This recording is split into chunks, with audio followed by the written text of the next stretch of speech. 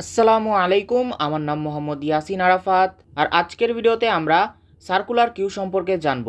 তাহলে চলুন ভিডিওটি শুরু করা যাক। সর্বপ্রথম চলুন আমরা জেনে ফেলি যে লিনিয়ার কিউয়ের মধ্যে এমন কি প্রবলেম ছিল যার জন্য আমরা সার্কুলার কিউ ব্যবহার করব। তো এখানে আপনারা একটি কিউ দেখতে পাচ্ছেন যার সাইজ হচ্ছে 5, যার ফ্রন্টের মান হচ্ছে 0 আর রেয়ারের মান হচ্ছে 4। এখন যদি আমরা এই কিউ থেকে যে কোনো একটি ভ্যালু ডিলিট করতে চাই তাহলে আমরা কিভাবে করব? আমরা জানি যে আমরা ডিলিট করি ফ্রন্ট থেকে। তো আমরা যদি ফ্রন্টের মান 1 বাড়িয়ে দিই তাহলে 0 নম্বর ইন্ডেক্সে যে ভ্যালুটি ছিল সেটি ডিলিট হয়ে যাবে। এখন মনে করুন আমি আরও একটি ভ্যালু ডিলিট করতে চাচ্ছি, তাহলে আমি কি করব? তাহলে আমি ফ্রন্টের মান আরও 1 বাড়িয়ে দেব, যার ফলে 1 নম্বর ইন্ডেক্সে যেই ভ্যালুটি ছিল সেটি ডিলিট হয়ে যাবে। এখন আপনারা দেখতে পাচ্ছেন দুইটি ভ্যালু ডিলিট করার পর এখানে দুইটি স্পেস খালি রয়েছে।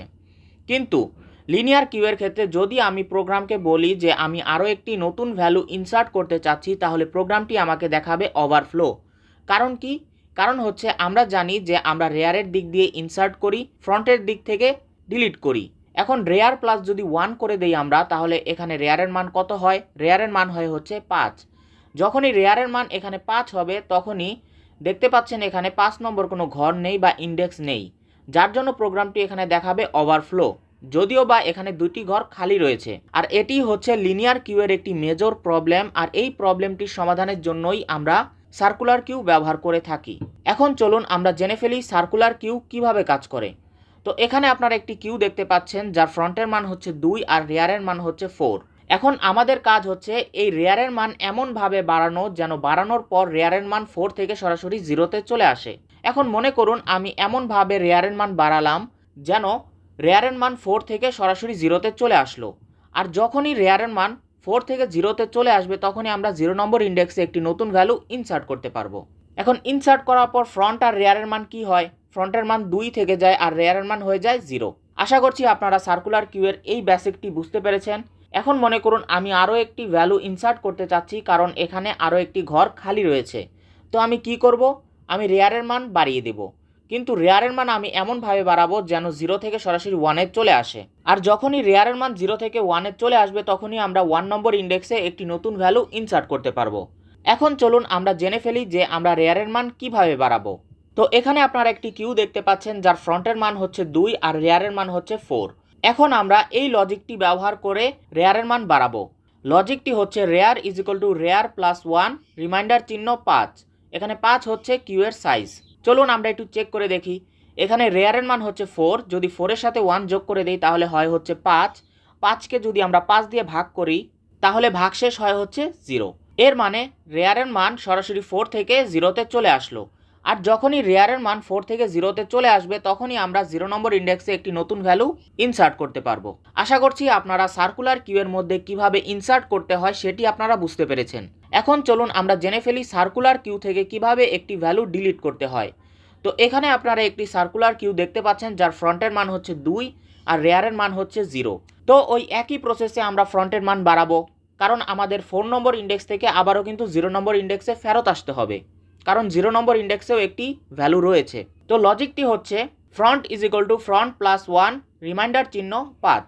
এখন চলুন আমরা একটু চেক করে দেখি। এখানে ফ্রন্টের মান রয়েছে 2, 2 প্লাস 1 3। 3কে যদি আমরা 5 দিয়ে ভাগ দিই তাহলে ভাগশেষ কত আসে? ভাগশেষ আসে হচ্ছে 3। তো ফ্রন্টের মান 3তে চলে আসবে। ফ্রন্টের মান যখনই 3তে চলে আসবে তখনই 2 নম্বর ইন্ডেক্সে যে ভ্যালুটি ছিল সেটি ডিলিট হয়ে যাবে। আশা করছি আপনারা সার্কুলার কিউয়ের মধ্যে থেকে কিভাবে একটি ভ্যালু ডিলিট করতে হয় সেটি আপনারা বুঝতে পেরেছেন। এখন চলুন আমরা জেনে ফেলি যে সার্কুলার কিউ কখন ওভারফ্লো হবে। তো সার্কুলার কিউ ওভারফ্লো হওয়ার ক্ষেত্রে দুটি কন্ডিশন রয়েছে। একটি হচ্ছে যখন ফ্রন্টের মান থাকবে 0 আর রেয়ারের মান থাকবে কিউয়ের সাইজ থেকে 1 কম, তখন সার্কুলার কিউটি ফুল হতে পারে। আর অন্যটি হচ্ছে যখন ফ্রন্টের মান থেকে রেয়ারের মান 1 কম থাকবে তখনও সার্কুলার কিউটি ফুল হতে পারে। এখন এই দুটি আমরা কিভাবে বুঝবো? এই লজিকের মাধ্যমে আমরা বুঝবো আর প্রোগ্রামকেও বুঝাবো। লজিকটি হচ্ছে front is equal two rare plus 1 reminder চিহ্ন 5। এখন চলুন আমরা একটু চেক করে দেখি। তো এখানে ফ্রন্টের মান কত? এখানে ফ্রন্টের মান হচ্ছে 0, তো ফ্রন্টের মান 0। রেয়ারের মান কত? রেয়ারের মান হচ্ছে 4, তো 4 প্লাস 1 কত হয়? 5। 5কে যদি আমরা 5 দিয়ে ভাগ করি তাহলে ভাগশেষ কত হয়? 0। তো ফ্রন্টের মানও 0, এর মানও 0, এর মানে এই কিউটি ফুল রয়েছে। এখন চলুন আমরা দ্বিতীয় কন্ডিশনটি চেক করে দেখি। এখানে আপনারা দেখতে পাচ্ছেন ফ্রন্টের মান হচ্ছে 2, মানে ফ্রন্টের মান 2, রেয়ারের মান রয়েছে 1, 1 প্লাস 1 কত হয় 2, 2কে যদি আমরা 5 দিয়ে ভাগ করি তাহলে ভাগশেষ কত হয় 2 হয়, তাহলে ফ্রন্টের মানও 2 আর এই লজিকের মানও 2, এর মানে এই কিউটিও ফুল রয়েছে। আশা করছি আপনারা সার্কুলার কিউয়ের এই সিম্পল বেসিকগুলো বুঝতে পেরেছেন। এখন চলুন আপনাদেরকে একটি সিম্পল প্রোগ্রাম করে দেখাই। তো এখানে আপনারা একটি প্রোগ্রাম দেখতে পাচ্ছেন।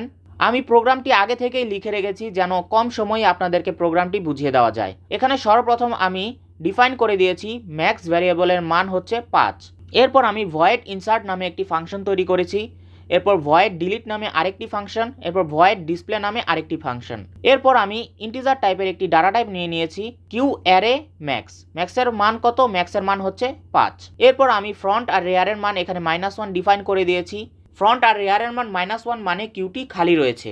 এরপর আমি মেইন ফাংশন থেকে প্রোগ্রামটি শুরু করেছি, আপনি চাইলে ইন্ট মেইন থেকেও শুরু করতে পারেন। এর ভেতর আমি ইন্টিজার টাইপের একটি ডাটা টাইপ নিয়েছি, ভ্যারিয়েবল নিয়েছি চয়েস। এরপর আমি একটি হোয়াইল লুপ চালিয়েছি যার কন্ডিশন হচ্ছে 1 মানে হচ্ছে ইউজার যতক্ষণ চাবে ততক্ষণই এই লুপটি চালাতে পারবে। এরপর আমি প্রিন্টএফের মাধ্যমে কয়েকটি মেসেজ প্রিন্ট করিয়েছি, যেমন যদি ইনসার্ট করতে চান তাহলে 1 প্রেস করুন, যদি ডিলিট করতে চান তাহলে 2 প্রেস করুন, আর যদি ডিসপ্লে করতে চান তাহলে 3 প্রেস করুন, আর যদি আপনি প্রোগ্রাম থেকে বের হতে চান তাহলে 4 প্রেস করুন। এরপর আমি আরেকটি মেসেজ প্রিন্ট করেছি ইন্টারিয়র চয়েস। তো আপনি এখানে আপনার চয়েস ইনপুট দিবেন। তো আমরা স্ক্যানএফের মাধ্যমে চয়েসের ভিতর চয়েসটি নিচ্ছি। এরপর আমরা সেই চয়েসকে সুইচ কেসের মধ্যে দিয়ে পাস করিয়ে দেব। যদি আমরা সুইচ কেসের মধ্যে দিয়ে চয়েসটিকে পাস করিয়ে দেই তাহলে এখানে দেখতে পাচ্ছেন কেস নম্বর 1 যদি আপনি চুজ করেন তাহলে আমরা ইনসার্ট নামে যে ফাংশনটি তৈরি করেছি সেটিকে কল করব।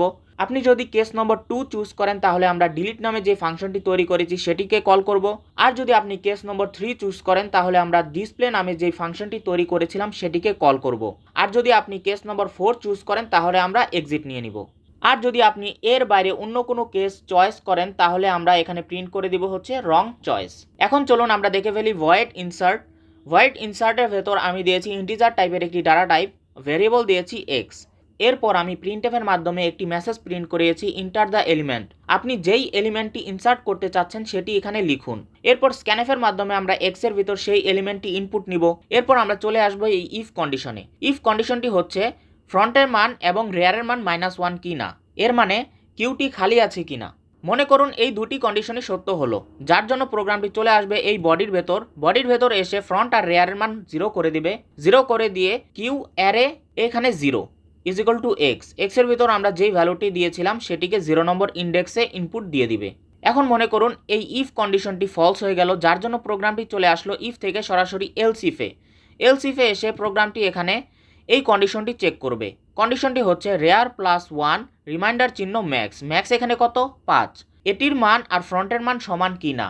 যদি এটির মান আর ফ্রন্টের মান সমান হয় এর মানে কিউটি ফুল রয়েছে, কিউয়ের ভেতর আপনি কোনো ইনপুট দিতে পারবেন না, কিউ ইজ ওভারফ্লো। আর মনে করুন এই দুটি কন্ডিশনই ফলস হয়ে গেল, যার জন্য প্রোগ্রামটি সরাসরি চলে আসবে এই এলসে এসে rare is equal two rare +1 reminder চিহ্ন ম্যাক্স। এইভাবে রেয়ারের মান বাড়াবে এবং রেয়ারের মান বাড়ানোর পর এক্সটিকে এই অ্যারের ভেতর ইনপুট দিয়ে দিবে। আশা করছি আপনারা ইনসার্টটি বুঝতে পেরেছেন। এখন চলুন আমরা চলে যাই ডিলিটের ভেতর আমি এখানে দিয়েছি একটি ইফ কন্ডিশনটি হচ্ছে ফ্রন্ট আর রেয়ারের মান -1 কি না, এর মানে কিউটি খালি আছে কিনা। আপনি যে ডিলিট করতে চাচ্ছেন যদি কিউয়ের ভেতর কিছু না থাকে তাহলে কিভাবে ডিলিট করবেন। যদি এই কন্ডিশনটি ট্রু হয় এর মানে কিউয়ের ভেতর কিছু নেই, আপনি কিছু ডিলিট করতে পারবেন না। মনে করুন এই কন্ডিশনটি ফলস হয়ে গেল, যার জন্য প্রোগ্রামটি ইফ থেকে সরাসরি চলে আসলো এই এলস ইফে এসে প্রোগ্রামটি চেক করে দেখবে ফ্রন্ট আর রেয়ারের মান সমান কি না। এই কন্ডিশনটি যদি সত্য হয় এর মানে কিউয়ের ভেতর শুধু একটি এলিমেন্ট রয়েছে। যদি মনে করুন এই কন্ডিশনটি ট্রু হলো তাহলে আমরা প্রিন্টএফের মাধ্যমে সেই এলিমেন্টটিকে এখানে প্রিন্ট করাবো। এরপর ফ্রন্টের মান আর রেয়ারের মান -1 করে দিব, যার ফলে সেই এলিমেন্টটি ডিলিট হয়ে যাবে। এখন মনে করুন উপরের এই দুটি কন্ডিশনই ফলস হয়ে গেল, যার জন্য প্রোগ্রামটি সরাসরি চলে আসলো এই এলসে এসে প্রোগ্রামটি এখানে প্রিন্ট করবে হচ্ছে যেই এলিমেন্টটি আমরা ডিলিট করব সেই এলিমেন্টটি এখানে প্রিন্ট করবে। এরপর ফ্রন্টের মান 1 বাড়িয়ে দিবে। ফ্রন্টের মান 1 বাড়িয়ে দেওয়ার মাধ্যমে সেই এলিমেন্টটি ডিলিট হয়ে যাবে। আশা করছি আপনারা ডিলিটটিও বুঝতে পেরেছেন। এখন চলুন আমরা দেখে ফেলি ডিসপ্লে ফাংশনটি। ডিসপ্লে ফাংশনের ভিতর আমরা দিয়েছি ইন্টিজার টাইপের একটি ডাটা টাইপ আর আই নামে একটি ভ্যারিয়েবল, কারণ আমরা এখানে লুপ ব্যবহার করব। এরপর প্রিন্টএফের মাধ্যমে এখানে আমি \n দিয়েছি কারণ রেজাল্টগুলো যেন পরবর্তী লাইনে আসে এর জন্য। এরপর আমি দিয়েছি একটি ইফ কন্ডিশনটি হচ্ছে ফ্রন্টের মান রেয়ার থেকে বড় কিনা। যদি ফ্রন্টের মান রেয়ার থেকে বড় হয় তাহলে প্রোগ্রামটি এই লুপের মধ্যে চলে আসবে। এখানে রয়েছে একটি ফর লুপটি শুরু হবে i is equal two front থেকে, আর যতক্ষণ পর্যন্ত না ম্যাক্সের সমান হচ্ছে ততক্ষণ পর্যন্ত চলবে, আর প্রতিবার আমরা i এর মান এক এক করে বাড়াতে থাকবো। এর ভেতর আমরা দিয়েছি printf q array is equal to যেই এলিমেন্টটি রয়েছে সেই এলিমেন্টটি এখানে প্রিন্ট হবে। এখন মনে করুন ফ্রন্ট থেকে ম্যাক্স পর্যন্ত যতগুলো এলিমেন্ট ছিল সবগুলো প্রিন্ট হয়ে গেল, কিন্তু 0 নম্বর ইন্ডেক্সে যদি কিছু থেকে যায় তখন এর জন্য এই লুপটি শেষ হলে প্রোগ্রামটি চলে আসবে এর পরবর্তী লুপে। এখানে এসে আরেকটি ফর লুপ রয়েছে, সেটি হচ্ছে i ইজ ইকুয়াল টু 0 থেকে লুপটি শুরু হবে, আর i এর মান যতক্ষণ পর্যন্ত না রেয়ারের সমান হচ্ছে ততক্ষণ পর্যন্ত চলবে, আর প্রতিবার আমরা i এর মান এক এক করে বাড়াতে থাকবো। এরপর আমরা প্রিন্টএফের মাধ্যমে সেই কিউটিকে এখানে প্রিন্ট করে দিব।